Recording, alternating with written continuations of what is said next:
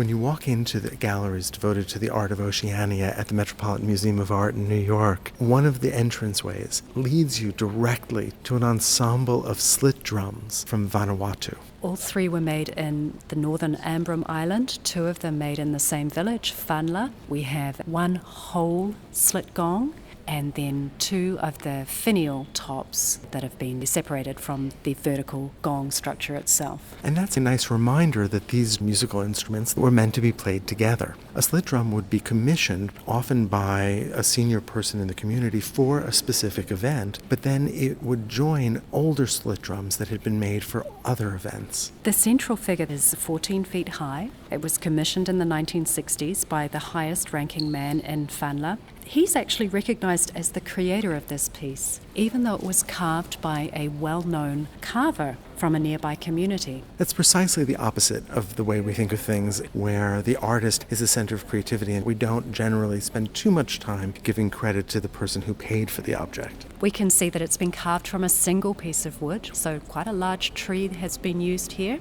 And what's interesting to me is that there's a lightness about the figure, despite the size of the piece of wood that's been used. So this is a massive tree trunk. It's been hollowed out only through that tiny slit. You can imagine just how difficult it is and how thin the wall is. That's essential in order to make this a percussive instrument. And this would be played by being beaten right at the edge of the slit with a drumstick. And in fact, if you look at the surface, you can see that this has been well used. If we move now to look at the top, we can see that there's this beautiful stylized face. Its eyes I find mesmerizing. They're amazing. They really focus our attention and seem to be animated. Part of what we're reading as animation in the eyes is this painted detail. So we have a red pigment, we've got green, the black is circling the pupil. And a little bit of white as well. It looks like some white for some movement there. And if you look very closely, you can just make out the face would have been originally more brightly painted as a whole. I can see the left forehead is red and the right is green, and then the nose and chin are reversed again.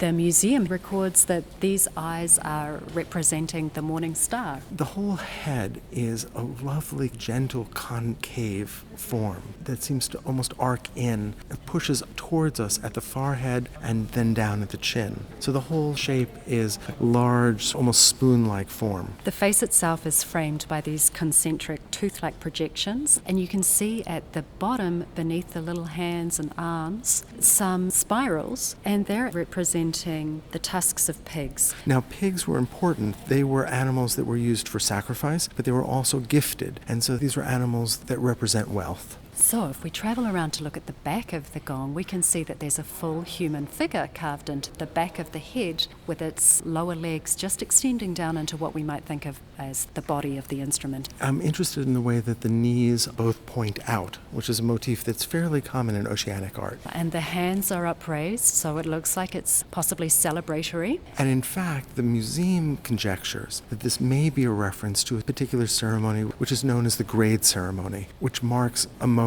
when somebody ascends to a new level in the social hierarchy of the village. And what this would refer to then is a man who would be standing on a high pedestal celebrating this achievement by waving his hands like a hawk. But there's a flip side. The village, to make sure that he's not too self-congratulatory, might throw some fruit at him just to remind him that, in fact, he had ascended to this position thanks to the help of many other people in the village. So this particular gong, we can then safely assume, was carved for a grade ceremony. I'm interested in what you said about the feeling of lightness here. There's a delicacy to the way that the carving has been handled. The finial of this slit gong, that lovely space between the forearms, also the wonderful relief under the nose. It all has a sense of rising upwards, which is quite spectacular for an object this large.